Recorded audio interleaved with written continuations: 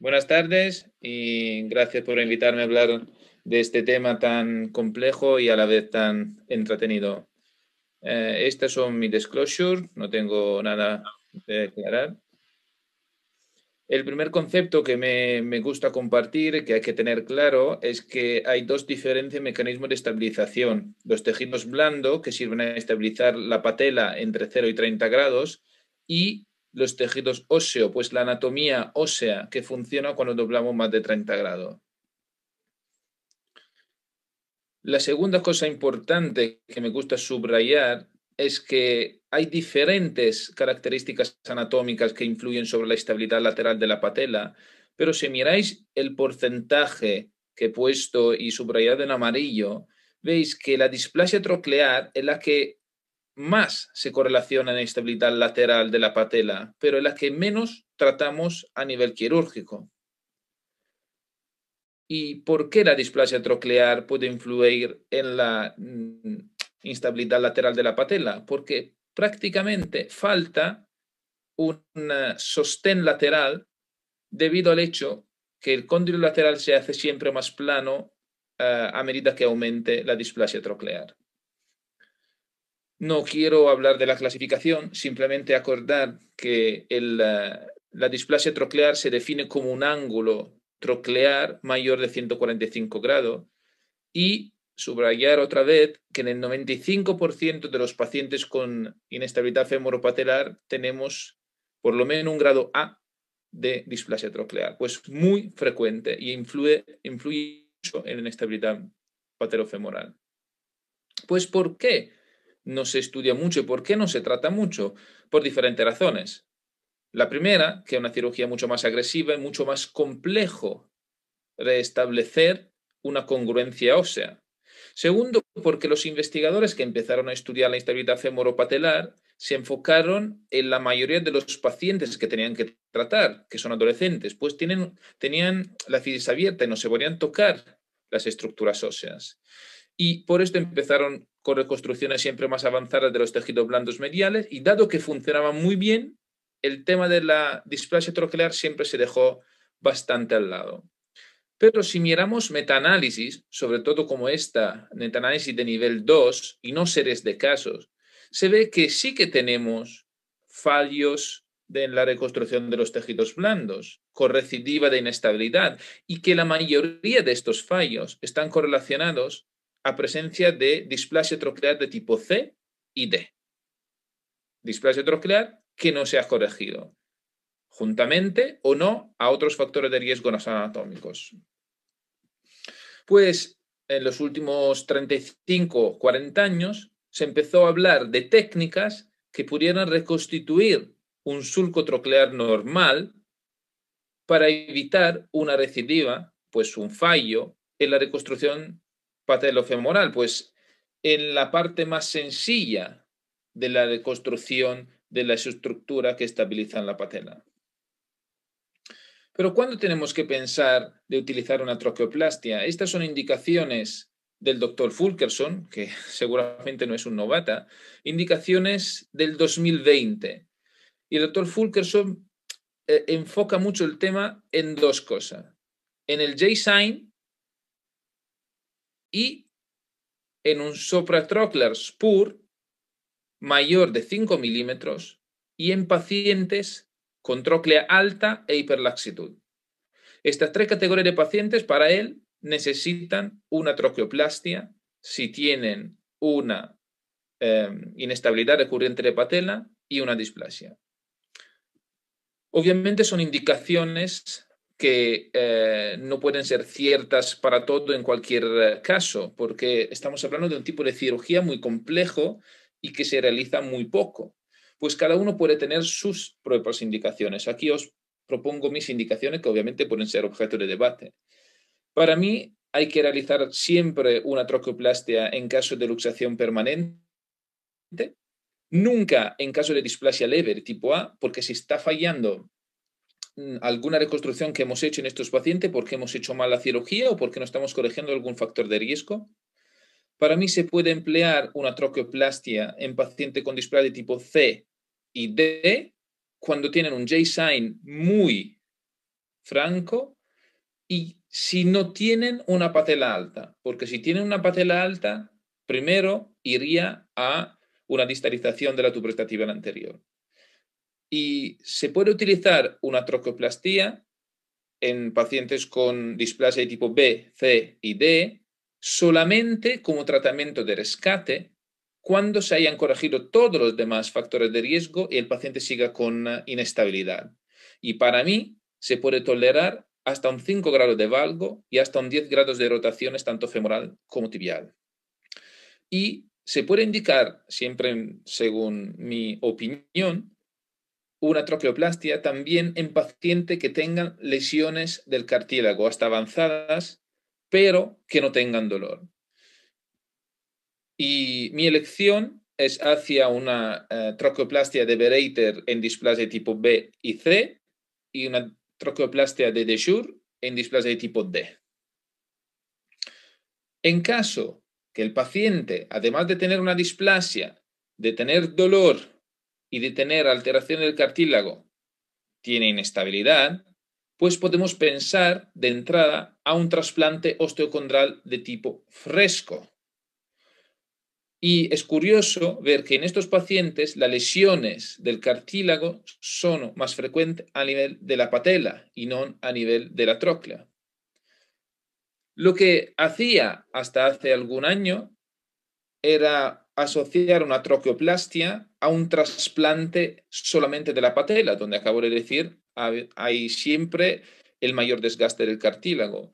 Pero a raíz de los resultados así buenos de los trasplantes osteocondrales frescos, últimamente hemos cambiado indicaciones en nuestro equipo y realizamos trasplante en bloc de la patela y del surco troclear. Siempre, si en estos pacientes anteriormente se han corregido todos los factores de riesgos anatómicos diferentes de la displasia troclear y el paciente sigue con inestabilidad y dolor. Vamos a analizar 4 casos clínicos para mirar las 4 técnicas quirúrgicas diferentes que os presentaré. Y en este caso, una paciente de 29 años con inestabilidad femoropatelar grave que no se ha conseguido mejorar con ningún tipo de técnica realizada anteriormente, incluida una troqueoplastia de tipo Albi. La paciente no tiene dolor, aunque tenga una artrosis femoropatelar grave, una displasia de tipo D y una patela con una forma completamente cóncava, sin convexidad. En este caso indicamos una troqueoplastia según Deschure. Podemos ver una inestabilidad muy importante a nivel patelar, tanto de tipo ligamentoso como de tipo óseo, pues en 30, en 60 y 90 grados. Realizamos un abordaje amplio, retiramos el material de osteosíntesis, despegamos todas las adherencias. Podéis ver cómo tiene ya una condropatía avanzada, una displasia y una condropatía avanzada a nivel de la tróclea femoral. Retiramos todos los osteofitos, dibujamos nuestra nueva tróclea y vamos a cortar justo debajo a la junción del hueso subcondral con la parte anterior del fémur, tanto con un burr, con una fresa bola, como con escoplos, hasta que el cartílago se haga blando y ahí vamos a cortar en el medio del cartílago donde nacerá nuestro nuevo surco. Y bloqueamos finalmente las 2 facetas con un implante de hombro y 4 suturas para obtener así un nuevo surco troclear, como podemos ver en las imágenes. Pero a pesar de todo esto, como podéis ver en el vídeo, la paciente sigue con un cierto grado de inestabilidad. Y porque en la displasia de tipo D siempre tenemos una displasia también de la patela y pues realizamos una osteotomía de la patela en Gund-Wings osteotomy y la fijamos con 2 tornillos canulados. Y finalmente realizamos también una reconstrucción de los tejidos blandos mediales con un recto interno, pues el ligamento femoropatelar medial, para realizar una buena estabilización de la patela también en 30 grados. Y en este caso lo pasamos a nivel del tendón del cuádriceps para no realizar ulteriores túneles en la patela donde ya colocamos 2 tornillos. Lo vamos a pasar utilizándolo como polea por debajo del tendón del aductor magno y luego lo suturamos sobre sí mismo para terminar la reconstrucción. Y como podéis ver, ahora el paciente tiene un tracking femoropatelar perfecto. Este es la paciente a 4 meses, este es el TAC postoperatorio, y este es la paciente a 4 años después de la intervención. Ahora lleva 8 años y sigue con el mismo grado de actividad. El segundo caso clínico, un paciente aún más joven que ya se ha sometido a 2 tipos de intervenciones para estabilización femoropatelar, pero a 2 años de distancia de la última intervención empieza nuevamente con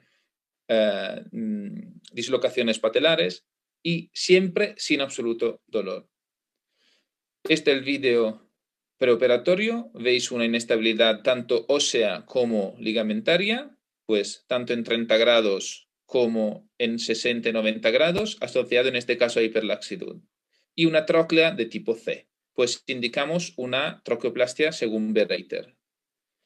Podéis ver que la primera parte de la troqueoplastia, exactamente como la troqueoplastia de De Jour, pues con fresas a bola y escoplos vamos a despegar el hueso subcondral y el cartílago de toda la tróclea hasta casi al notch.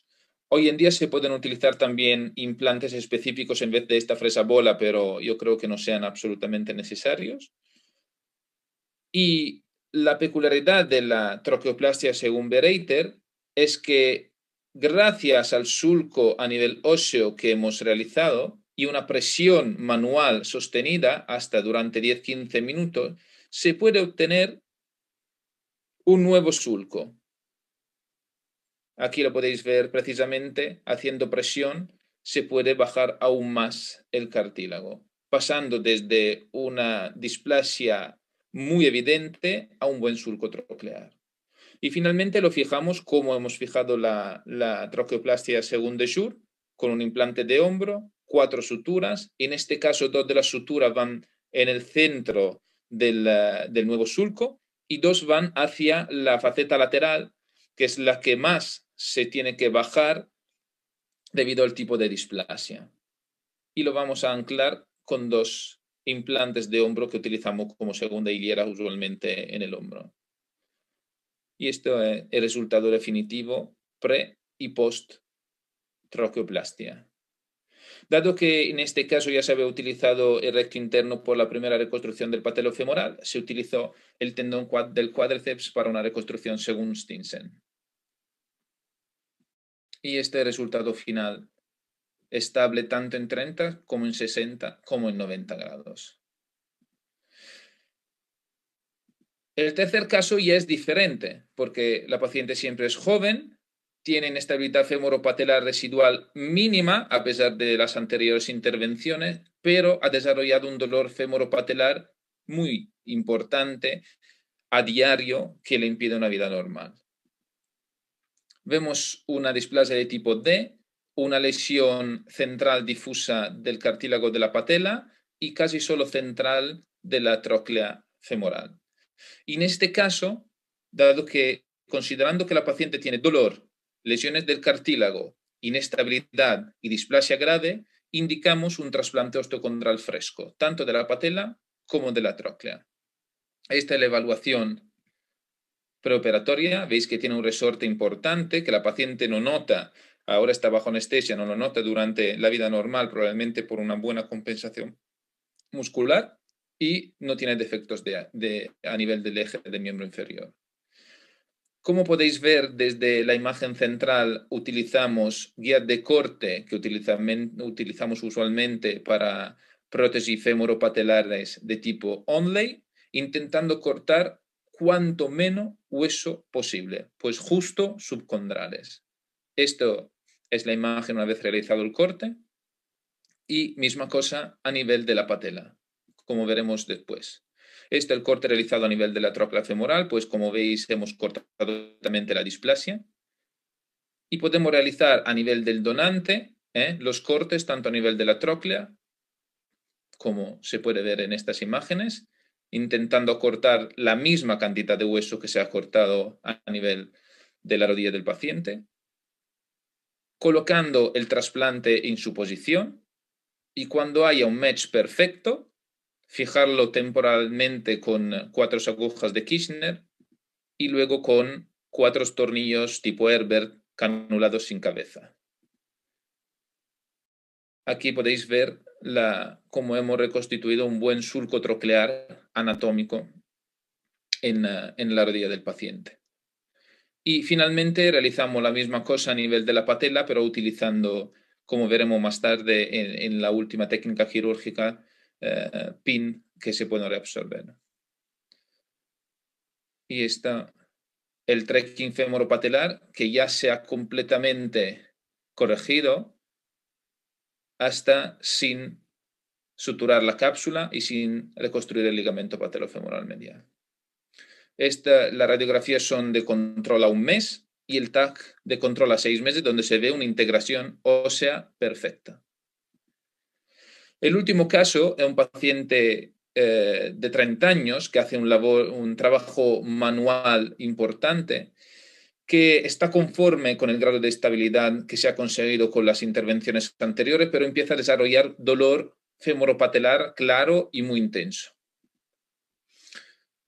Anteriormente, con las intervenciones anteriores, se han corregido todos los factores de riesgo. También en el TAC torsional se ve que no tiene alguna displasia torsional ni del fémur proximal distal ni de la tibia proximal, pero una lesión difusa central de la patela.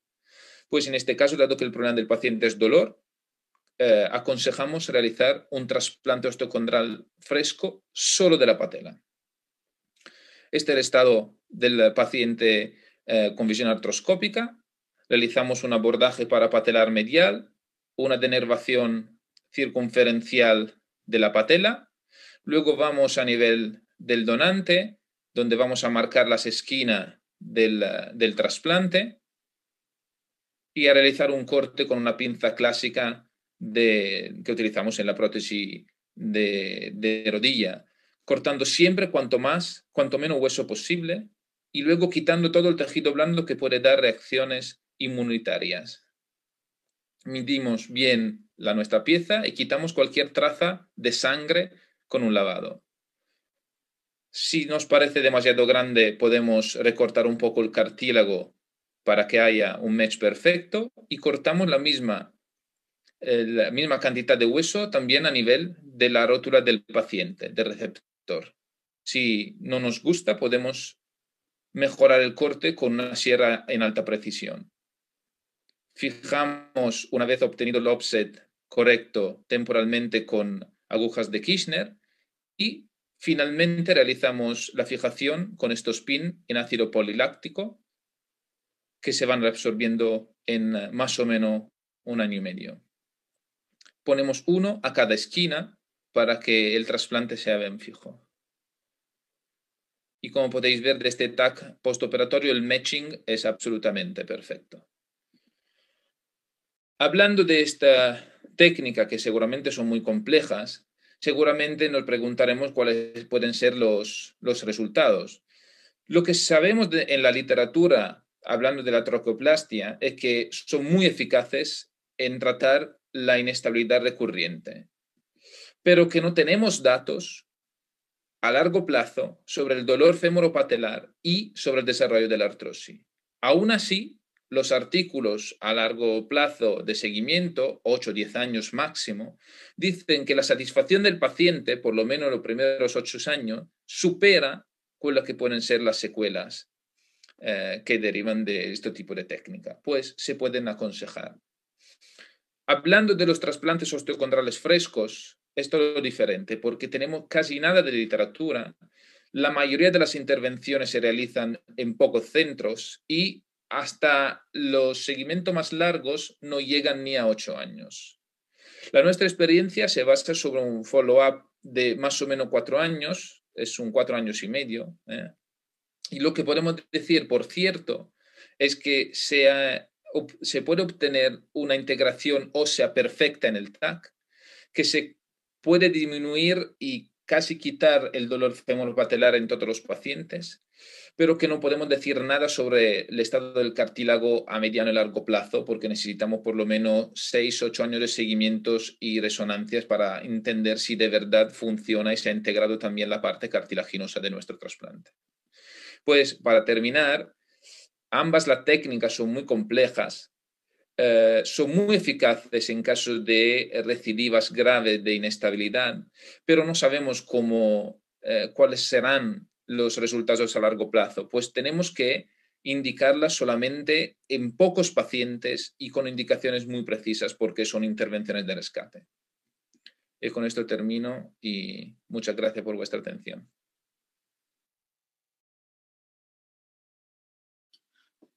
Buenas tardes, mi nombre es Carlos Morales. Actualmente trabajo en el Hospital Intermutual de Euskadi, en Bilbao, al norte de España. Y se me ha pedido que hable acerca de las anomalías torsionales e inestabilidad rotuliana.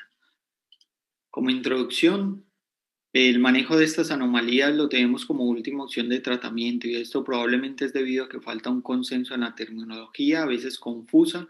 No existe un acuerdo en las mediciones, en cuantificar las torsiones, tanto a nivel femoral como tibial, lo que crea un poco de confusión e incertidumbre en el cirujano ortopédico. Y también probablemente radica en que hay una conciencia colectiva de que esto es un tipo de tratamiento complejo y con complicaciones graves. Como principal factor etiológico es el idiopático. Sabemos que en la medida en que crecemos vamos corrigiendo ciertas anomalías torsionales en los miembros inferiores. Como otro factor, iatrogenia a nivel de las fracturas o otros procedimientos que realizamos. Un componente médico, como puede ser el Payet, entre otros. Y también se ha atribuido factores étnicos en la etiología de estas anomalías torsionales. En cuanto a la terminología, probablemente es más exacto hablar de torsión cuando nos referimos a los huesos, como torsión femoral y torsión tibial, y rotación cuando nos referimos a la articulación. En estas gráficas representa un esquema de una mujer y un hombre con los valores habituales de anteversión y rotación externa de la tibia, donde vemos que el ángulo de progresión del pie, que es ese ángulo a través del eje largo del pie con respecto al eje de progresión del cuerpo durante la marcha, permanece estable independiente de los grados de anteversión o rotación tibial, como veremos más adelante. Como vemos en estos dos esquemas, la articulación femoropatelar está viendo hacia anterior.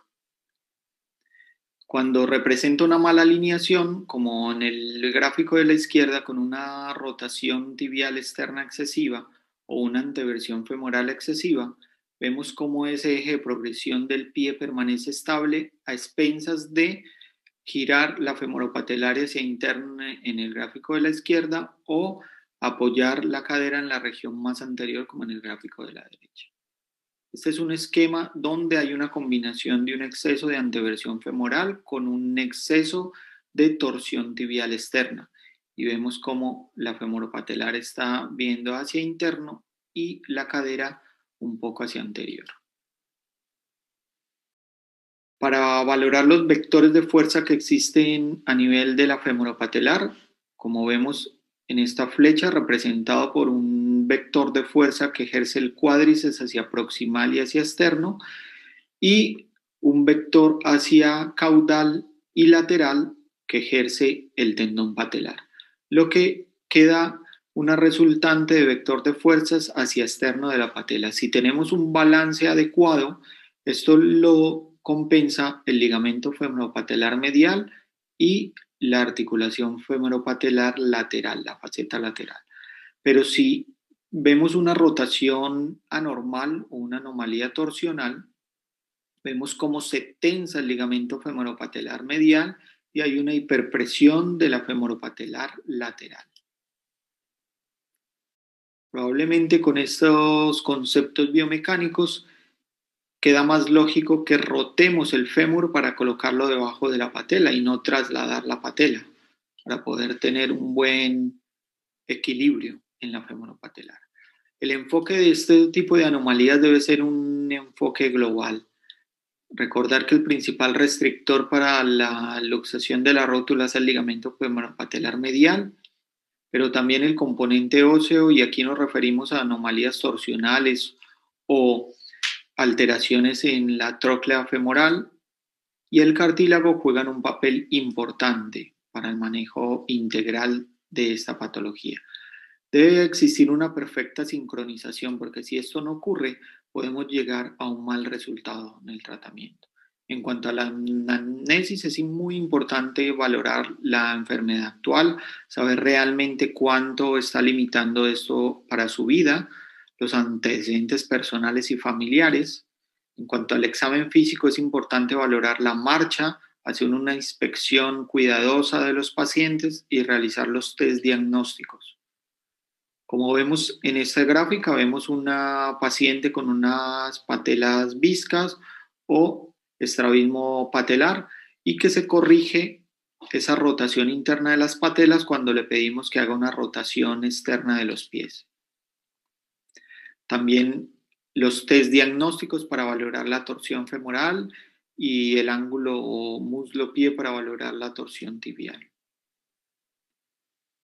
Pero también vemos que hay personas que tienen una evidente anomalía torsional en los miembros inferiores, pero son asintomáticos. En cuanto a la imagenología, se han propuesto estrategias tanto radiológicas como de resonancia magnética para cuantificar las torsiones de los huesos, pero el gold estándar sigue siendo el TAC. Es muy importante correlacionar estos valores con la clínica del paciente, por lo dicho anteriormente. Debemos tener una constante comunicación con el servicio de radiología y trabajo en equipo para una buena toma de decisiones y no usar aisladamente para tomar una decisión en cuanto al manejo. Como vemos en este trabajo, hay una discrepancia en cuantificar la torsión femoral dependiendo del método que utilicemos en el TAC. Como lo dice este otro trabajo, hay una discrepancia dependiendo del método que utilicemos. Y lo más preocupante es que entre mayor sea la anomalía torsional en el fémur, mayores las diferencias que ocurren en los diferentes métodos de valoración de la torsión. Pero hay una amplia recomendación en la literatura que parece ser que el mejor método de medición es el método de Murphy, que está representado en este gráfico, porque es el que más correlación tiene radiológico y clínico. El rango varía en torno a 10 a 20 grados del rango normal. Pasa un poco lo mismo con las estrategias de medición o cuantificar las anomalías torsionales a nivel tibial. Hay diferencias en diferentes métodos de medición, pero el más ampliamente usado es el ángulo formado entre la parte posterior de los cóndilos de la meseta en la parte más proximal y el eje de una línea media entre ambos maleolos. El rango de este ángulo normalmente está en torno a 20 a 25 grados. El tratamiento de las anomalías torsionales es básicamente las osteotomías. Tener en cuenta los otros aspectos que mencioné anteriormente, como los ligamentos, cartílago, para hacer un tratamiento combinado y poder llegar a un buen tratamiento. Y la parte muscular es muy importante en el manejo rehabilitador. No hay un consenso claro de dónde sea mejor hacer la osteotomía, si proximal, diafisario o distal. Todos los trabajos que hablan acerca de las osteotomías femorales derrotadoras dan buenos resultados, como está representado en este resumen de los trabajos.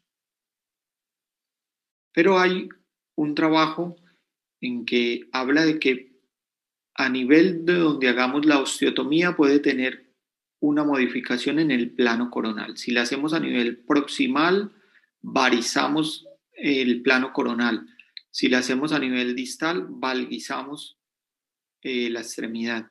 Y a nivel diafisario parece ser que es menos correlación que tiene con el plano coronal. Y ahí que nos debemos familiarizar en los diferentes niveles de osteotomía y elegir dependiendo de la condición del paciente. En cuanto a la osteotomía tibial, si vamos a corregir menos de 20 grados, lo más recomendado es la osteotomía tibial proximal. Y si vamos a corregir más de 20 grados, lo recomendado es a nivel diafisario distal para evitar complicaciones con el nervio peroneo principalmente. En múltiples trabajos también dan buenos resultados en la osteotomía tibial, como lo representan estos gráficos. Y en cuanto a las complicaciones, en casi todos los estudios reportan una tasa baja y principalmente las complicaciones son neurovasculares. Y finalizamos con este caso clínico. Es una paciente de 40 años que acudió a mi consulta con una gonalgia bilateral, peor la izquierda, tenía una luxación de rótula desde la infancia, con una tasa de luxación de 3 o en torno a 4 veces por año. Se le había empleado diferentes tratamientos, desde conservador, rehabilitador, liberación del compartimento lateral, sin éxito. Como antecedente de importancia tiene un síndrome de Upper. Por esto se le ha hecho una reconstrucción de calota durante la infancia y tiene múltiples cirugías en la mano. Dentro del examen físico vemos una sindactilia tanto en manos como en pies y es evidente una anteversión femoral en la exploración clínica. En cuanto a los valores radiológicos, veíamos en la telemetría un varo, un eje en varo, y como llamativo dentro de los hallazgos radiológicos en el TAC es una anteversión femoral de 44 grados. Por lo que nos planteamos una osteotomía femoral. La hicimos a nivel distal porque, como comuniqué anteriormente, tienden a valguizar y esta paciente tiene un eje en varo. Y en la gráfica de la izquierda pueden ver una de mis estrategias, que es usar 2 pines de fijador externo. Se colocan lo más anterolateral posible, que deje la vía, y posteriormente se hace la osteotomía en medio de los pines. Una vez conseguida los grados de corrección, se fija con una barra y pines de fijador y posteriormente se fija esa osteotomía con métodos de ya sea una placa de osteotomía o en este caso, como en nuestro caso, que usamos una placa condilar de síntesis, de osteosíntesis. Y como conclusión, debemos hacer un enfoque global cuando se trate de un paciente con luxación rotuliana, no olvidar las anomalías torsionales como posible causa de la luxación. Recordar que las osteotomías es un tratamiento efectivo y adecuado para el manejo de los pacientes con luxación cuando se ven alterados la torsión, y recordar los valores normales en el fémur y en la tibia. En el fémur en torno a 10 a 20 grados y en la tibia de 20 a 25 grados. Muchas gracias.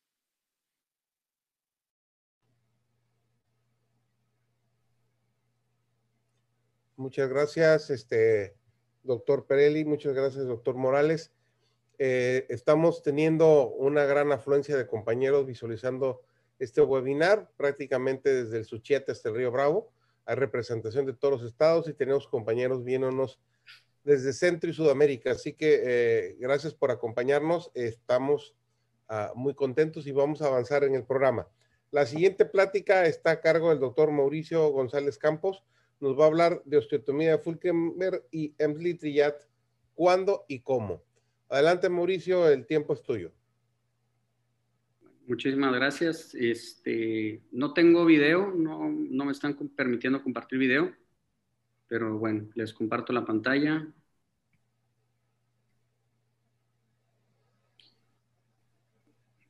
Ahí estás. Perfecto. Bueno, Vamos a platicar un poco de lo que son las osteotomías de la tuberosidad tibial. Primero que nada, muchas gracias a la FEMECOD y a todos los involucrados en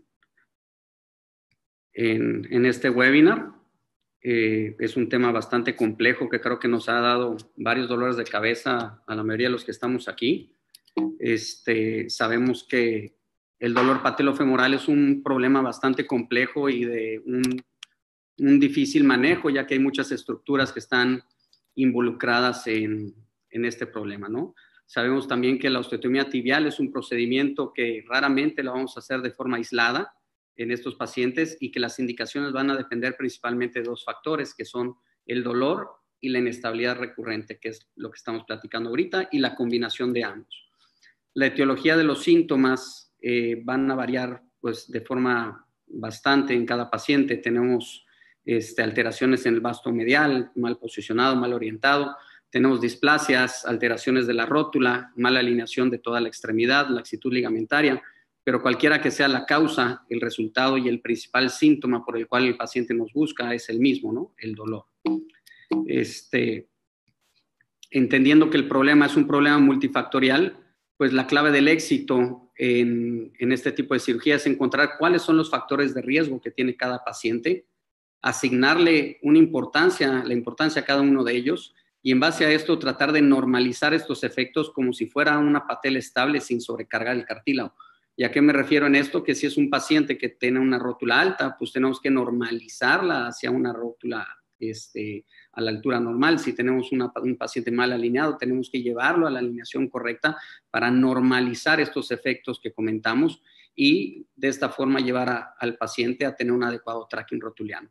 Debemos minimizar los riesgos quirúrgicos y hacer el procedimiento correcto que nos brinde el mejor resultado a nuestros pacientes. Entonces, en base a esto sabemos que la realineación distal es la mejor opción que tenemos en las manos para corregir la incongruencia estructural que hay en el tracking rotuliano. ¿Cómo vamos a definir o cómo vamos a decidir a qué paciente le vamos a hacer qué o cuál procedimiento? Pues bueno, vamos a utilizar herramientas diagnósticas para hacer diferentes mediciones, medir el TT-ITG, INSAL Salvati o el Catón de Shams, el tilt de la rótula, el ángulo Q. Para esto utilizamos proyecciones convencionales de radiografía bilateral, radiografías axiales, y para medición del TT-ITG y ángulo Q, en lo particular, hacemos el uso de la reconstrucción tridimensional por tomografía. Una vez que tenemos el diagnóstico y definimos cuál es el procedimiento que nuestro paciente requiere, pues las osteotomías más comunes es la osteotomía de medialización, en cual vamos a utilizar pacientes con un ángulo Q elevado, pacientes que presentan inestabilidad y un TT-TG mayor de 15 milímetros. Estos pacientes generalmente requieren este tipo de osteotomía, ya que nos va a dificultar el adecuado balance cuando hagamos la reconstrucción del patelofemoral medial si tenemos una inestabilidad asociada. La anteriorización es una osteotomía muy rara que utilizamos por sí solo, que la usamos en lesiones centrales y del polo distal, y la anteromedialización o el Fulkerson, que es el que más conocemos, del más que se ha hablado, pues la vamos a utilizar en lesiones condrales y distales, y este es el procedimiento que utilizamos para corregir de una mejor manera el defecto de alineación más frecuente, que es el defecto rotacional y en valgo, y la distalización o aproximación de la patela, dependiendo si está alta o está baja. Todas estas osteotomías las podemos hacer en conjunto con la reconstrucción del patelofemoral medial si es necesario, y como lo vamos a ver más adelante con otro compañero. Este es simplemente un mapeo que describe Fulkerson desde hace muchos años para tener en cuenta a la hora que vamos a decidir hacia dónde vamos a realizar nuestra osteotomía, a ver en dónde está la lesión condral y hacia dónde vamos a llevar nosotros el tracking rotuliano. Es muy importante hacer una evaluación bajo anestesia, como ya comentaron compañeros previos, a 0 grados y a 30 grados para ver cómo está tanto estructuras óseas como estructuras ligamentarias, y vemos que hay pacientes que tienen una inestabilidad en 0 grados y tanto 0 como 30, incluso pacientes que vamos a encontrar la inestabilidad hasta 30-45 grados. El abordaje que utilizamos es prácticamente el mismo abordaje para todas las osteotomías. Es un abordaje aproximadamente de unos 6-7 centímetros. Me gusta hacerlo un poco medial hacia la tuberosidad para el tema de del cierre de la herida, que no quede justamente sobre la tuberosidad. El siguiente paso en nuestra cirugía va a ser hacer una artroscopía para identificar dónde está nuestra lesión, hacer ese mapeo de la lesión que describe Fulkerson, y en base al mapeo que tengamos de la lesión, vamos a tener una adecuada idea de hacia dónde vamos a querer llevar nuestra tuberosidad, lo cual previamente ya lo planeamos con nuestros estudios de diagnóstico. Si únicamente vamos a hacer una medialización, es muy importante, las 2 o 3 tipos de osteotomía que vamos a hacer, vamos a utilizar una osteotomía en la porción vertical, alrededor de unos 6 centímetros, empezando 1 centímetro proximal y 1 centímetro hacia posterior de lo que es la tuberosidad anterior, y nos vamos a extender 6 centímetros distal hacia donde termina la inserción del tendón rotuliano. En el caso de que vayamos a hacer una medialización, es muy importante tomar en cuenta que la tibia es una estructura triangular y que si únicamente vamos a medializar, nuestra osteotomía va a ser prácticamente horizontal, y lo que vamos a hacer es mantener el fulcro distal y llevar la tuberosidad hacia una porción más medial. Si vamos a hacer una anteromedialización, tenemos que tomar nuevamente en cuenta que nuestra tibia es una estructura triangular y que el plano de la osteotomía va a ser un plano inclinado. En este caso vamos a hacer uso de 3 pines que vamos a utilizar como referencia, y tomar en cuenta que nuestra osteotomía es prácticamente 45 grados respecto a la tuberosidad anterior. En cualquiera de las 2 que decidamos realizar, yo siempre me gusta colocar un pin o 2 pines, sostener el fragmento de la tuberosidad, tener en cuenta la planeación que hicimos. Ahí tenemos arriba a la derecha nuestro TTTG, y vamos a medir cuánto es lo que queremos medializar. Una vez que ya sabemos cuánto queremos y lo llevamos a cabo, colocamos el pin, y el paso a seguir que a mí me gusta realizar es meter el lente nuevamente a través del portal superolateral y realizar una flexión hasta 30-45 grados, y valorar el tracking rotuliano. Si ese es el tracking adecuado con el cual nos sentimos satisfechos, que no hay una sobrecarga del cartílago donde estaba previamente, entonces procedemos a la colocación de los tornillos en la tuberosidad anterior. Podemos utilizar 2 tornillos, 3 tornillos, eso va a depender de la pastilla que tengamos. Hay pacientes que aquí en el sur son un poquito más pequeños y únicamente nos permite utilizar 2. Habrá pacientes en los que podamos utilizar 3 tornillos. En cuanto a la rótula alta, hacemos igual previamente nuestra evaluación preoperatoria, y dependiendo de la cantidad de grados que queramos bajar, de la distancia que queramos descender, pues bueno, esa es la osteotomía o el corte que vamos a hacer. En lo particular, a mí me gusta resecar un fragmento de hueso del tamaño de la medición que ya hice previamente para llevar a una rótula o un tracking normal. Como vemos en el video aquí abajo, nosotros estamos distalizando alrededor de 1 centímetro, en este caso en el paciente, que es lo que necesitaba. Generalmente, pacientes que tienen una rótula alta tienden a tener igual cierta lateralización. Estos procedimientos todos los podemos hacer hasta cierto punto combinados. Hay una frase muy utilizada que es, son procedimientos a la carta, por eso es muy importante hacer uso combinado de la artroscopía junto con la osteotomía para ver que el tracking que estamos buscando sea el adecuado. Y una vez que ya logramos medializar y descender nuestra rótula como planeamos, pues nuevamente vamos a hacer la fijación de la osteotomía. Es muy importante hacer nuestra evaluación postoperatoria a los 0 grados, 30 grados, 45 o incluso 90 grados, corroborar que ya tenemos una rótula estable, y una vez que ya tenemos una rótula estable, pues procedemos a realizar el cierre de forma convencional. El control postoperatorio, ese lo hacemos a las 24 horas. Tenemos que nuevamente hacer nuestras mediciones. Cuando hacemos una osteotomía, ya prácticamente el índice de Insan-Salvati no nos sirve, pues como movilizamos la tuberosidad anterior. El índice que utilizamos es el de Caton de Champs. Aquí vemos el control postoperatorio prácticamente 1 a 1, y el TTTG postoperatorio con que tiene 3 milímetros de diferencia. Todos los procedimientos, como les comenté, los podemos combinar con la reconstrucción del ligamento patelofemoral medial, si está indicado, plática de un compañero más adelante. Y pues tener en cuenta que una de las complicaciones más frecuentes que tenemos en esta cirugía, pues es que se nos fracture la pastilla ósea.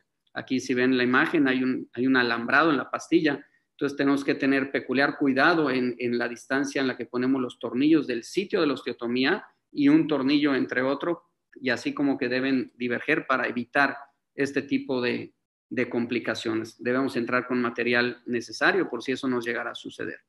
El manejo posoperatorio va a depender de lo que hagamos. A mí me gusta utilizar el movilizador pasivo a tolerancia de inicio inmediato para prevenir fibrosis.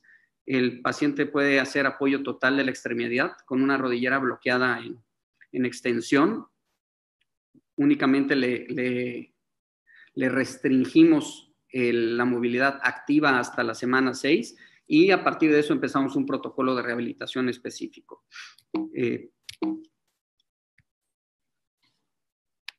Para llevar a casa, pues bueno, la osteotomía de la tuberosidad tibial, vamos a tratar de normalizar el tracking rotuliano. Por eso debemos estudiar bien los factores que tiene cada paciente. Debemos corregir la alineación y por consiguiente mejorar la estabilidad. Y debemos de tener peculiar cuidado en nunca medializar de más. Les voy a hacer mucho énfasis en medir con la regleta cuántos milímetros estamos moviéndonos y hacer el uso del artroscopio para valorar el tracking posterior a la fijación con nuestros pines. Siempre debemos entrar con un adecuado plan preoperatorio, pero debemos de tener siempre a la mano todo el instrumental por si necesitamos hacer alguna corrección extra, como les comenté, la cirugía a la carta.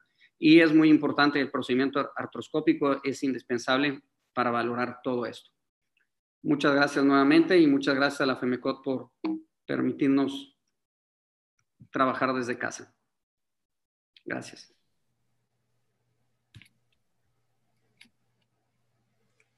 Bueno,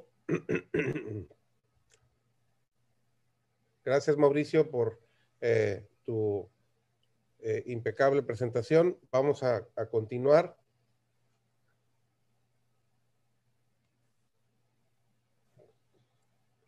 Perfecto. O sea, gracias para los compañeros que nos acompañan. Ya son más de 150 en YouTube, más los que están en Facebook, más los que están en Instagram. Gracias por acompañarnos. A continuación, tenemos al doctor Alejandro Espejo Reina. Vamos a cruzar todo el Atlántico para entrar por el Mediterráneo hasta Málaga, desde donde nos acompaña Alejandro.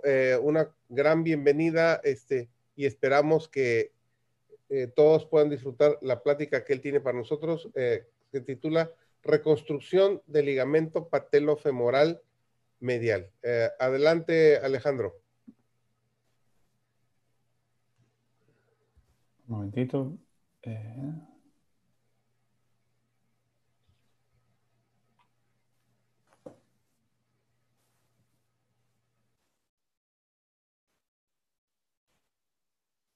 ¿Qué tal? Buenas noches desde Málaga. Aquí son ahora mismo las 4 de la mañana casi.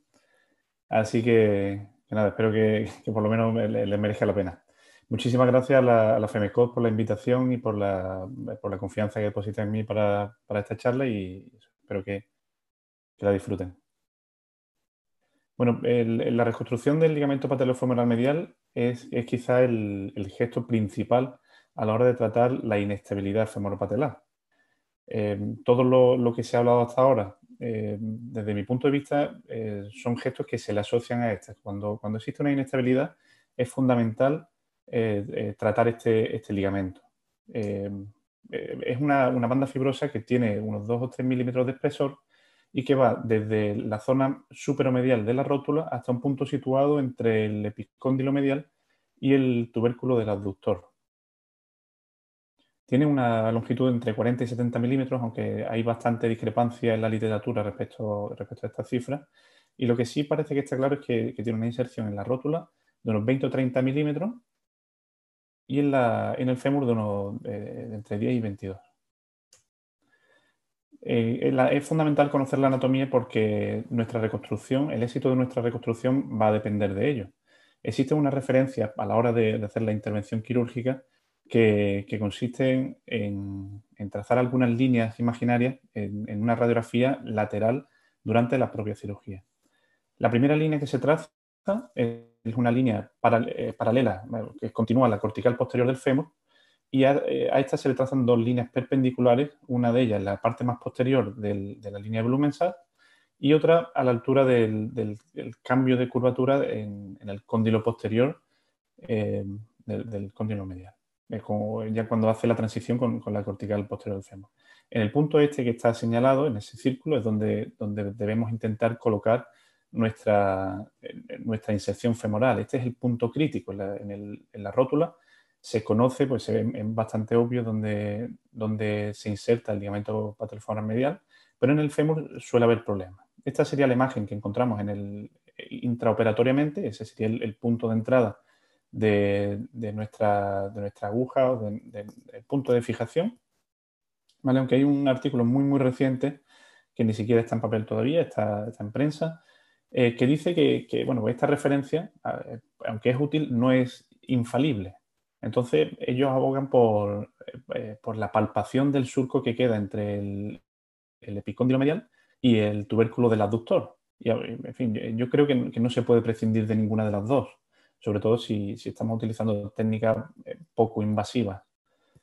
Además, muchas veces es difícil palpar el epicóndilo o el propio tubérculo del abductor. Esto puede llevar a confusión, aunque estos compañeros dicen que este método es más fiable todavía que la radiografía. Si tenemos un fluoroscopio o un tipo de radioscopía intraoperatoria, creo que combinar los dos nos puede hacer llegar hasta el punto deseado.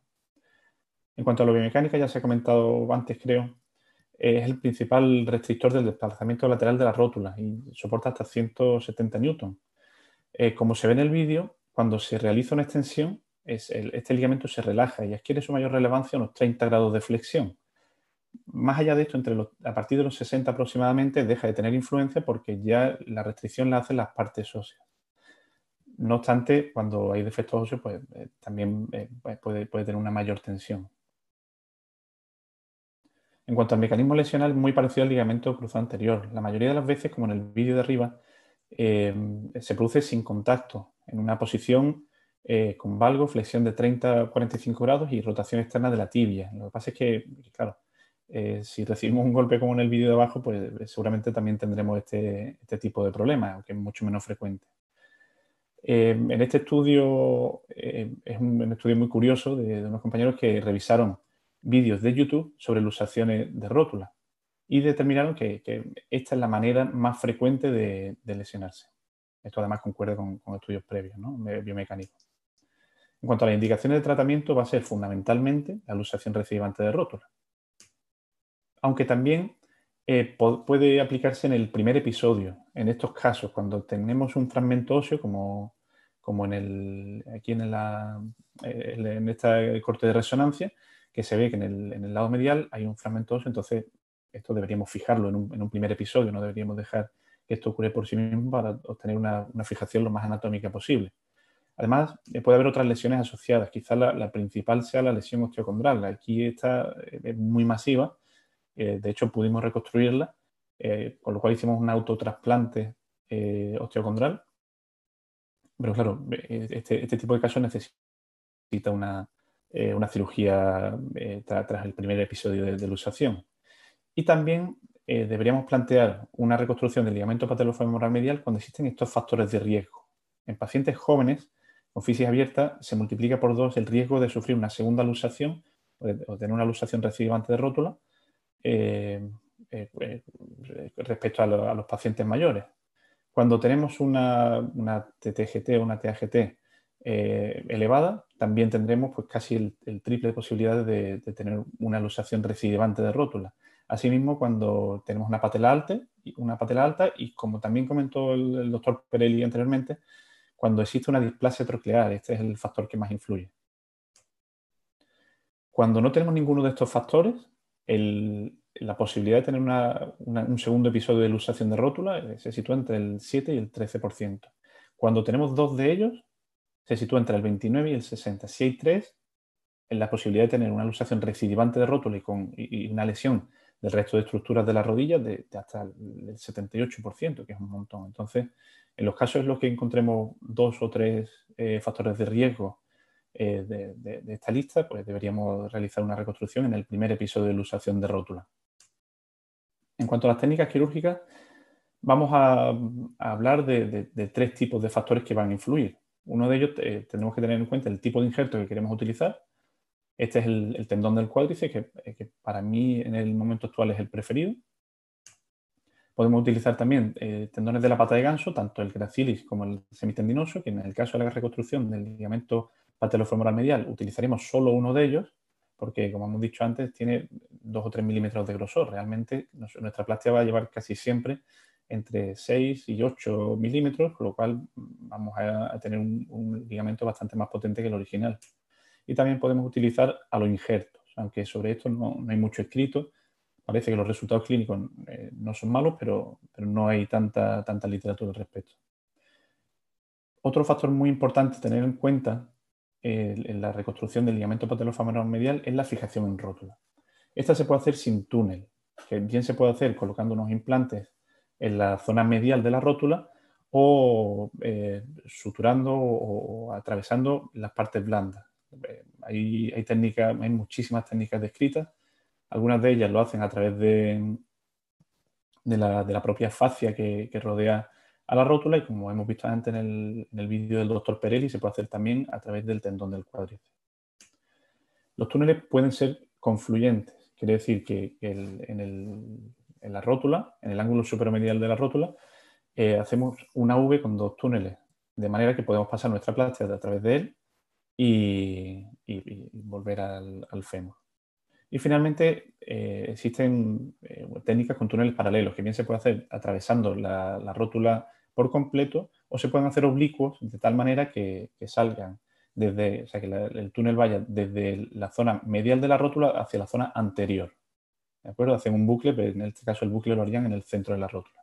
Esto es un resumen porque, como ya he dicho antes, hay muchísimas técnicas publicadas y todas con resultados similares.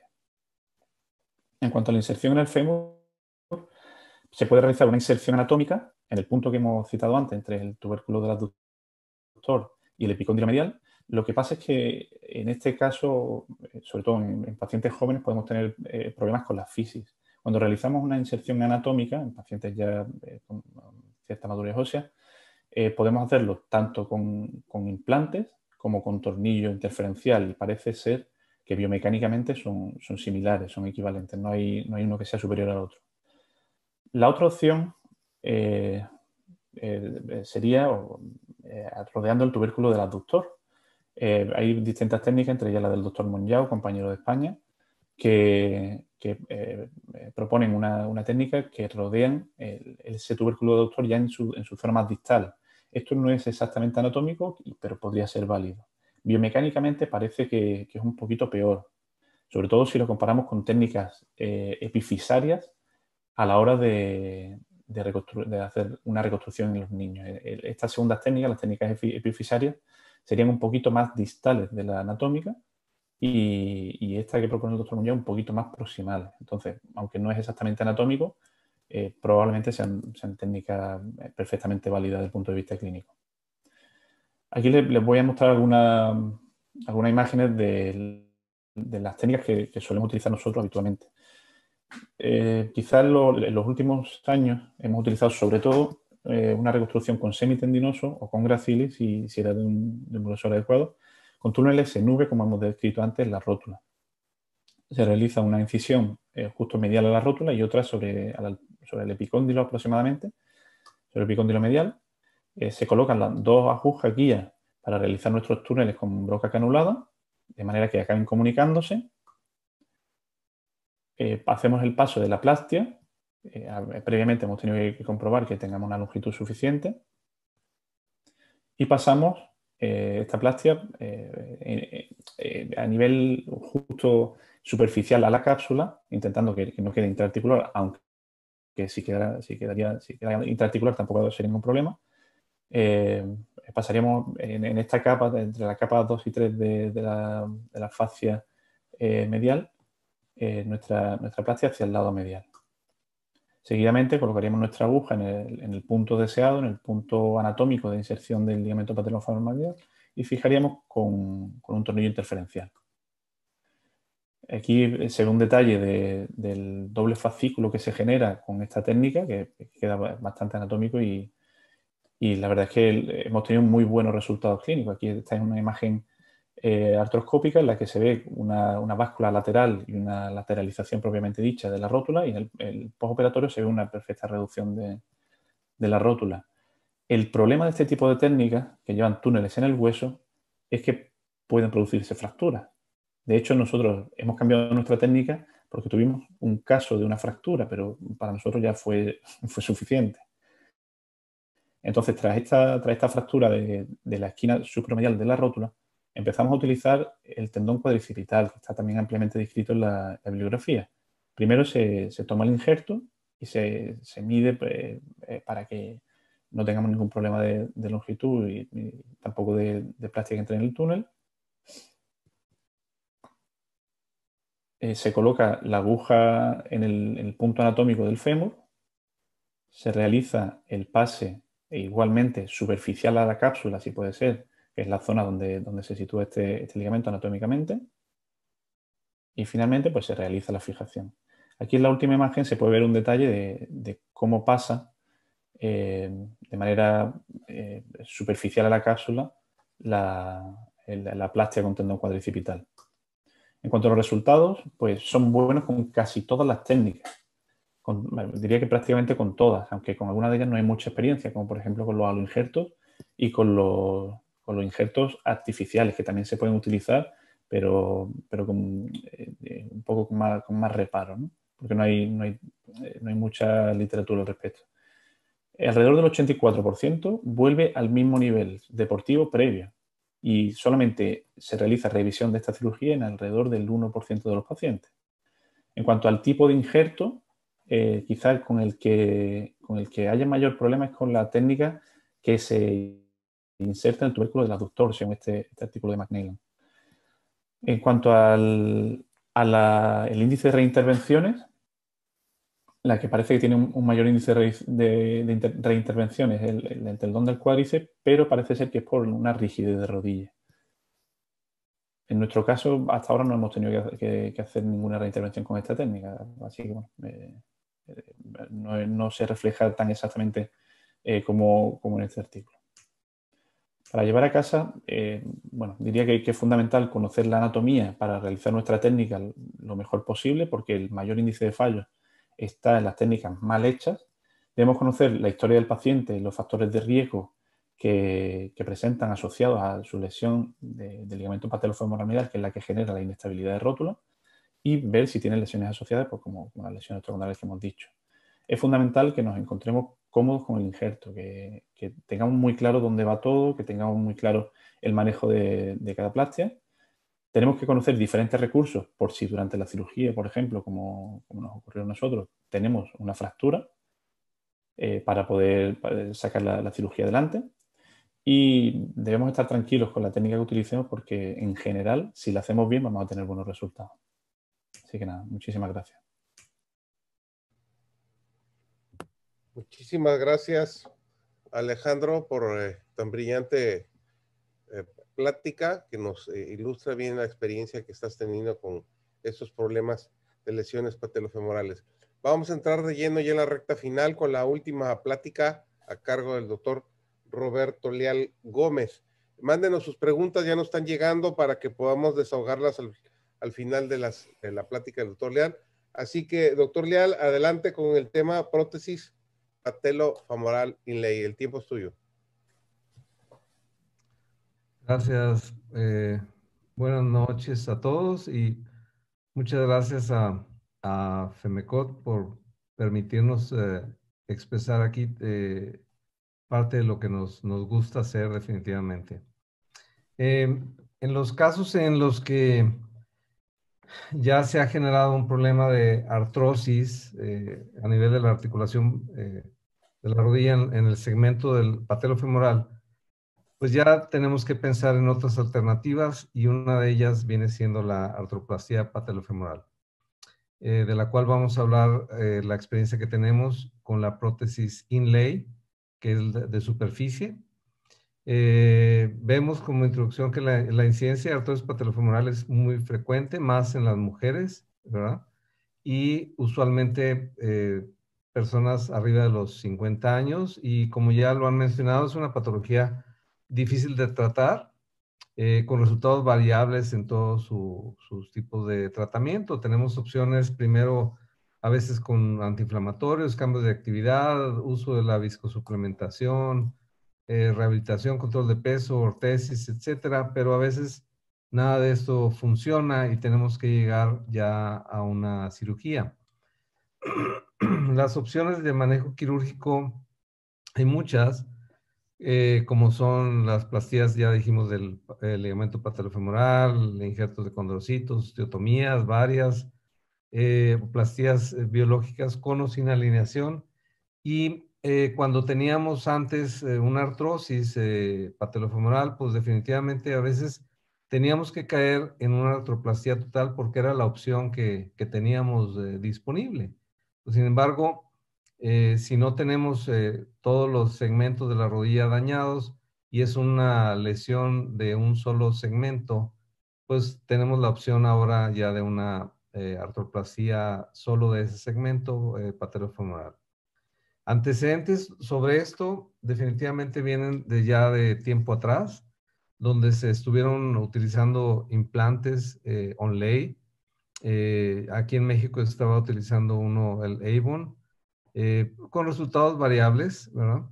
Pero ya en fechas más recientes, ya se empezó a tomar en cuenta más los ejes anteroposterior, transepicondilio, y se empezaron a ver las técnicas inlay, en las cuales básicamente lo que se hace es cambiar la superficie de la tróclea y cambiar la superficie de la patela, pero sin alterar realmente su biomecánica. Esto es la artroplastía inlay. O sea, esta restaura el contorno anatómico, ¿verdad? Que rellena un defecto osteocondral, da una estabilidad inmediata para iniciar una rehabilitación. Se usan componentes que no van cementados en la tróclea, sí se cementa en la rótula, y se preserva pues al máximo el resto de las estructuras de la rodilla, ¿verdad? Beneficios, por lo tanto, es que hay menos pérdida sanguínea que, por ejemplo, en un reemplazo total. El tiempo de cirugía es muy corto. La rehabilitación es bastante rápida. Hay una sensación de una rodilla normal en muchos más de los casos porque se restaura la cinemática original. Hay estudios en los cuales se han comparado una artroplastía patelofemoral contra una total, y se ve que en estos hay estudios comparativos ya con pocos años de seguimiento en realidad, por ejemplo en este artículo, pero en el cual se nota que es un implante para jóvenes con artritis aislada y que conserva la cinemática, y en los cuales la sensación de una rodilla normal o un forgotten knee, como hay una de las clasificaciones, se da más en este tipo de artroplastía patelofemoral. Entonces, las indicaciones básicamente es una artrosis sintomática con fallo de tratamiento conservador, en los cuales los espacios tibiofemorales todavía los tenemos sanos, y a veces en casos ya de cirugía fallida patelofemoral pero biológica, ya sea condroplastía o osteotomías, generalmente la indicamos en grupos intermedios de edad de los 45 a los 60 años, rara vez en pacientes mayores si no tienen alguna otra alteración femorotibial. Entonces se deja plastía biológica en jóvenes, con todo lo que ya han mencionado los otros compañeros, y ya la artroplastía total en el adulto mayor, y la patelofemoral es en este grupo intermedio. Son algunos ejemplos de imágenes donde se ve máximo el daño en la patelofemoral, y lo que es femorotibial, ligamentos cruzados, se observan en buenas condiciones, lo cual reemplazando este segmento nos lleva a un buen resultado. Contraindicaciones, pues es cuando hay ya problemas femorotibiales, cuando hay una artrosis o artritis inflamatoria. En los problemas de mala alineación que se consideraban antes como una contraindicación, realmente aquí se hace una cirugía conjunta para alinear la articulación patelofemoral junto con la superficie. La mala alineación, la obesidad realmente es una contraindicación, y contracturas mayores a 10 grados o pacientes que tienen síndrome de dolor regional complejo. Patela baja también ya es algo relativo, no es realmente una contraindicación total. Y algunos de los detalles aquí de la técnica quirúrgica es que tenemos un abordaje anterior más corto que para un reemplazo total. exponemos lo que es la articulación, desplazando la rótula hacia un lado y checamos ahí el daño que hay en la tróclea, el daño que hay en la patela y utilizamos la instrumentación que viene con el sistema para definir la forma de la tróclea, o sea, en ambos ejes, tomar las medidas correctas y proceder a hacer el fresado de la zona de la tróclea con todos los diferentes instrumentos que nos llevan a que pongamos el implante y que se vea que tenemos ya la superficie como estaba originalmente, o sea, como si fuéramos solo a cambiar el cartílago por una pieza de metal y luego hacemos lo consecuente con la rótula. Este es un paciente, por ejemplo, son radiografías prequirúrgicas, digo, no radiografías, son imágenes prequirúrgicas de una tomografía, donde nosotros vemos que este caso también tiene problemas de alineación y una displasia de la tróclea y artrosis. Entonces, ese tipo de casos en el postoperatorio se corrigieron pues mediante una osteotomía y el reemplazo de la patelofemoral. Entonces, ya se logró una adecuada alineación del segmento patelofemoral. Aquí, por ejemplo, en un caso de 45 años, una femenina con ya una gonalgia de varios años de evolución, en la cual se hicieron diversos tratamientos sin tener una mejoría y que tenía sensación de luxación o subluxación al subir escaleras o sentadillas, ya definimos que tenía su artrosis. Y en estos casos, por ejemplo, diríamos, bueno, hacemos una osteotomía de Fulkerson o hacemos una artroplastía. Depende mucho de cada caso, de lo que esperamos del paciente, pero realmente podemos incluso combinarlos, como en ese caso que hacemos una osteotomía para alineación, con alineación de lo que es tipo Emslie-Trilat, y hacemos la artroplastia de superficie, logrando una buena aposición de la rótula contra la tróclea de reposición, ¿verdad? En casos, por ejemplo, que hemos tenido que revisar por dolor postoperatorio de este tipo de implantes, que lo veíamos, que no tienen problemas meniscales, que no tienen problemas de lo femorotibial. Por ejemplo, aquí se vio que había una alteración, medialización de esa rótula por una cicatriz hipertrófica a nivel de la artrotomía. Se hizo una liberación de esa cicatriz y se revisó ahí artroscópicamente que ya teníamos una adecuada alineación después de esa liberación. Otro caso nos tocó que había fricción a nivel del cartílago remanente, se rasuró ese cartílago y también ya se resolvió el caso.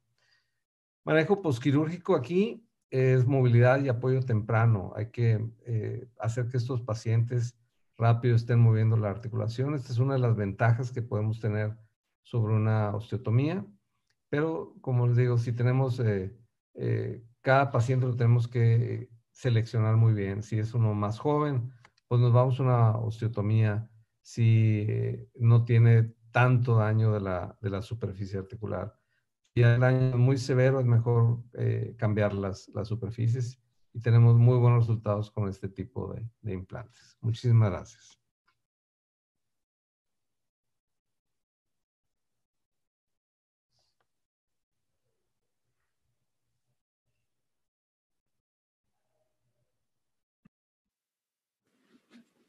Ok, muchas gracias a ambos, al doctor Perelli y al doctor Morales por haber expuesto su plática. Seguramente tenemos preguntas interesantes para ellos. Quiero comenzar con una para el doctor Perelli para abrir el debate. Doctor, en estos pacientes nos quedó muy claro que este tipo de cirugía no es una cirugía de primera opción, como lo dejó establecido. Son cirugías que hacemos ya en pacientes, que se deben hacer en pacientes de rescate cuando ya se han hecho una serie de procedimientos. Algunos de estos pacientes, además de este tipo de procedimiento, tenían valgo o varo severo que ameritaría una osteotomía para corregir alguno de estos problemas. El valgo, el varo, bueno, la alteración del eje del miembro inferior se considera uno de los factores de riesgo. Pues como dije, siempre hay que corregir todos los factores de riesgo. Medianamente todos estos pacientes tienen un valgo. Y ojo a la realización correcta de la telemetría, porque todos, teniendo una tendencia a intrarotar, aparecen en varo. Pero si ponemos solamente un tercio de la cabeza del peromé escondida detrás de la tibia, es decir, con una correcta rotación de la tibia, casi todos los pacientes tienen un valgo. Pues si tuviéramos más de 5 grados de valgo, iría a corregir el valgo antes de pensar hacer una trocoplastia. Pues la respuesta es sí. Okay. Pero a 5 grados de alteración lo considero tolerable en caso del paciente que ya fallaron en estabilizar la patela con anteriores intervenciones y tiene una displasia grave de tipo C o D. O sea, pero no haría las dos cirugías simultáneamente. Primero, en caso Si que fuera caso... No, si tuviera que corregir valgo y hacer una troqueoplastia, lo haría a la vez si el paciente ya ha corregido todos los demás factores de riesgo y tiene una importante inestabilidad femoropatelar. Porque la alteración del valgo puede causar, sobre todo, dolor, ¿vale? A menos que no sea un valgo de 20 grados, ¿eh? Pero la displasia troclear juega un papel muy importante en la inestabilidad si una vez que hemos corregido la TAGT y la falta del ligamento femoropatelar, el paciente sigue con inestabilidad. Pues si la pregunta es ¿cuándo la realizo? La osteotomía para disminuir el valgo es cuando tiene más de 5 grados de valgo. Si la pregunta es si se pueden realizar a la vez las intervenciones, sí se pueden realizar a la vez. Ok, perfecto, me quedó bien claro. Roberto, ¿tienes una pregunta? Sí, para el doctor Carlos Morales. Okay. La pregunta es, entonces, la rutina para estudiar a los pacientes, ¿cómo lo arreglaron con radiología? Vamos, ya, ¿cuál es tu protocolo de estudio para las rotaciones? Como mencioné, doctor, en la literatura es altamente recomendado utilizar el método de Murphy para valorar la torsión femoral, y en la tibia pues se usa ese ángulo que se mide entre la parte posterior de los cóndilos en la parte más proximal de la meseta y una línea que va por la media de ambos malévolos. Eso hablamos con el servicio de radiología para que hicieran este tipo de mediciones y poder nosotros tomar decisiones, porque como lo mencioné en nuestra charla, según el método de medición hay una variable muy grande, y cuando estamos hablando de que estamos sospechando una torsión anormal, esas diferencias se amplían y eso nos puede llevar a errores. Y adelantándome un poco en el tema, mi criterio quirúrgico está en torno a 25 grados y yo tengo una torsión femoral medido por este método de Murphy con 25 o más grados, yo me plantearía hacer una osteotomía de rotadora. Y en cuanto a la tibia, me plantearía más o menos en torno a 30 grados de rotación, midiéndolo de esta forma. Y lo reitero que es muy importante tener una comunicación constante con el servicio de radiología, porque un método puede variar incluso 20 grados y eso nos llevaría a confusión y a cometer un error en la cuantificación de la torsión. Ok. Doctor Simone, tengo una pregunta más. Por lo que veo, muchos de estos pacientes son gente joven con mucha actividad física, adultos jóvenes. ¿Cuál sería la edad máxima en la cual le ofrecería a usted un paciente un procedimiento de estos?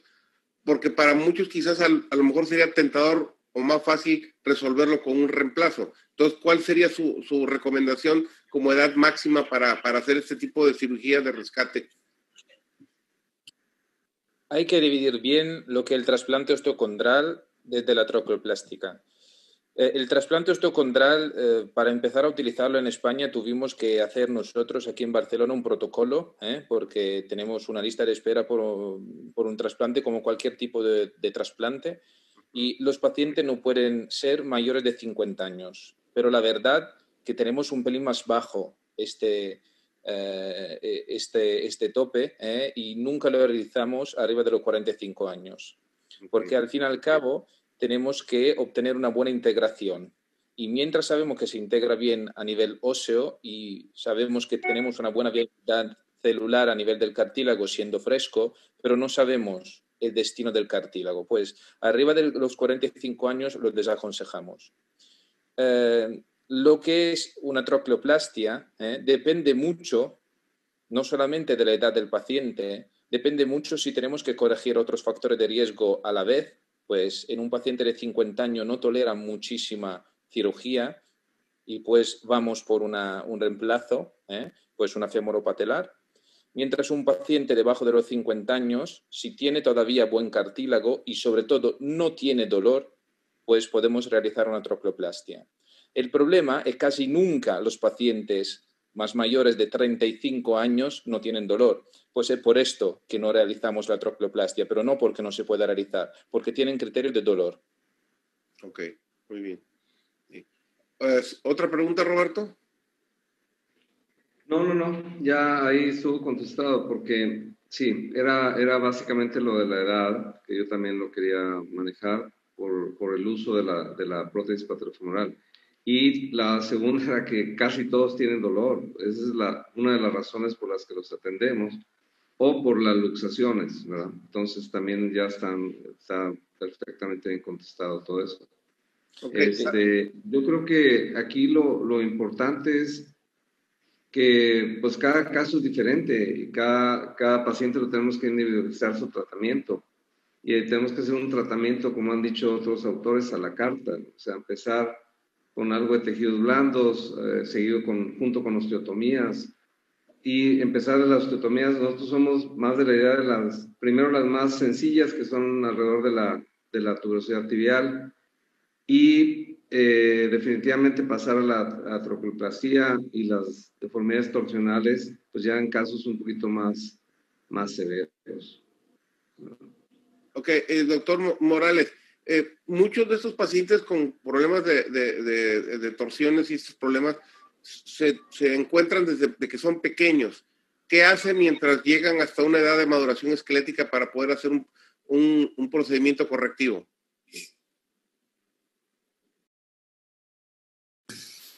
Bueno, se sabe que en la medida en que nosotros crecemos, corregimos ciertas torsiones en los miembros inferiores. Desde que estamos en formación fetal, nuestras extremidades rotan de una manera, probablemente es una adaptación al crecimiento. La gran mayoría de estos pacientes, en torno a los de 12 a 14 años, se corrige esas torsiones anómalas de los niños que meten los pies, de la anteversión femoral que se conoce en los niños como una parte normal y habitual del crecimiento.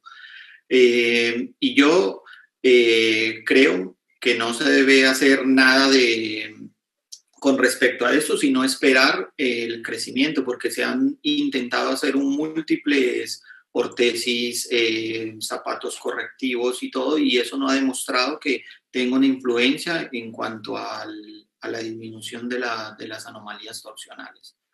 Es simplemente esperar que él termine la fase de crecimiento para poder saber si hay que hacer algo con estos pacientes. A no ser que sea unos casos muy extremos que le limite su actividad del día a día, el juego o su día a día del niño, que sí estaría indicado hacer osteotomías derrotadoras. Ok, muchas gracias. Ok, creo que estamos por terminar. Más un último comentario con el doctor Perelli. Esta cirugía de rescate definitivamente es un eslabón más que se agrega a la cadena de tratamiento para esta patología. ¿Estamos de acuerdo? Nos da un eslabón más en pacientes que ha fracasado una y otra cosa, y nos da la opción de poder hacer algo, sobre todo en gente que está activamente, físicamente muy activa. Es cierto, ¿no? Sí, absolutamente cierto. De todas las que no solo hice yo, pero hicimos como equipo, solo en 2 casos, lo hicimos como primera cirugía, porque era un paciente muy joven que venía del extranjero y venía ya con una alteración del cartílago muy importante y con un dolor que hasta impedía la flexión más de 90 grados. Pues explicar a este paciente que le íbamos a corregir los factores de riesgo, pero hubiera seguido absolutamente con muchísimo dolor, no tenía mucho sentido para nosotros, y realizamos un trasplante 2 veces, trasplante ostocondral fresco, y al mismo tiempo una distalización, anterometalización de la tuberosidad y una reconstrucción del patelofemoral. Pero son casos que no es lo habitual. Lo habitual es dejar esta técnica como rescate en pacientes que siguen con mucha inestabilidad o con inestabilidad no importantísima asociada a dolor después de haber corregido todos los demás factores de riesgo. Muy bien. Adelante, Roberto. Y nada más complementando para el doctor Perelli, aparte del trasplante que nos mostraste ahí en la patela, ¿tienen experiencia con trasplante tipo OATS? No directamente con el equipo de OATS, pero en tipo mosaicoplastía con injerto de cadáver fresco, aunque Sí. sea no en casos de displasia. Estamos hablando siempre a nivel femoropatelar. Sí. Cuando hemos empezado con el proyecto de los trasplantes osteocondrales fresco, hace 5 años, al principio no teníamos pensado trasplantes completos ni a nivel de la trocla ni a nivel de la patela, así como a nivel de los cóndilos. Y realizábamos gigantoads, centrales de la patela, casi siempre eran centrales, y superolaterales de la tróclea, donde se había el defecto. Pero la verdad que no se integran así bien, aunque sean en press-fit, como en este caso, con esta técnica, por 2 razones.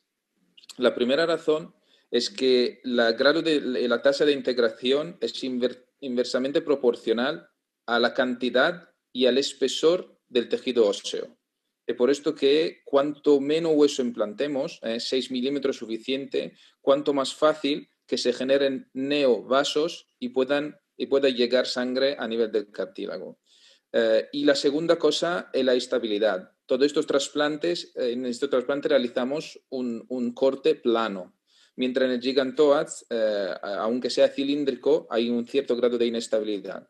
Y pues hemos visto que no podemos hablar de resultados clínicos, porque como repito, los resultados clínicos tendremos que evaluarlo a 10 años, pero a nivel de TAC y a nivel de resonancias a 2 o 3 años de seguimiento, vemos mucho mejores resultados con estas técnicas. Y de hecho, hemos publicado hace un par de años otra técnica de trasplante de la tróclea, diferente de la que os enseñé, donde hicimos como un corte en V, y esto hemos visto que fracasa más que no cortando solamente la parte superior de la tróclea, que es donde se localiza la mayor parte de las veces la displasia, y poniendo una fijación en un corte plano.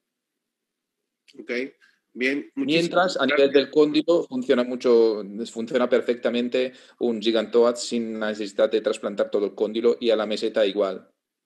Muy bien. Yo creo que agradecemos mucho a todos ustedes, doctor Leal, al doctor Mauricio, al doctor Perelli, al doctor Morales, por haber estado con nosotros. Estamos seguros que no será la primera ni la última. Esperamos tenerlos pronto con nosotros en otro webinar para que compartan sus experiencias con nosotros. Apreciamos mucho el que nos haya acompañado y estaremos pronto en alguna sesión nueva con ustedes. Gracias, apreciamos mucho su compañía. Gracias a vosotros.